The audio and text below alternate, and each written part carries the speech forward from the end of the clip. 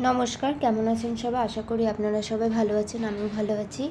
আজকের ভিডিও এখান থেকে স্টার্ট করলাম। চলে এসেছি ফ্যাশন সিটিতে। এটা হচ্ছে কি তেঘরিয়া আমরা ফ্যাশন সিটিতে এখানেই আসি।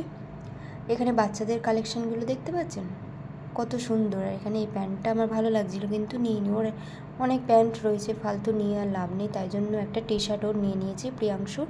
আর এখানে চুড়িদারের কালেকশনগুলো আপনাদের সাথে একটু শেয়ার করে নিলাম। আপনারা এখানে চাইলে আসতে পারেন, কম রেঞ্জের মধ্যেও আপনারা পেয়ে যাবেন কালেকশনগুলো।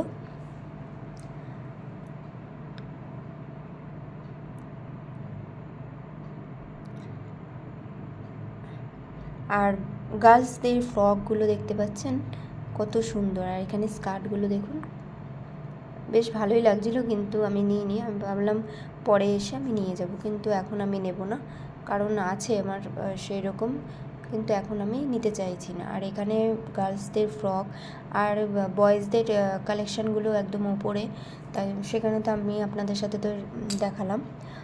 তো যাই হোক, আর এখানে রয়েছে অনেক লোশন, সানস্ক্রিন। এখান থেকে আমি আগের বছর নিয়েছিলাম সানস্ক্রিন, কিন্তু এবছর নেব না, সেগুলোই রয়েছে। আর এখানে অনেক ধরনের সেন্ট রয়েছে। প্রিয়াংশু সব কটাতে হাত দিচ্ছে। আর ওখান থেকে বেরিয়ে এসে নাগেরবাজার ব্রিজে আমরা এখন রয়েছি। এখন রাত 11টা বাজে।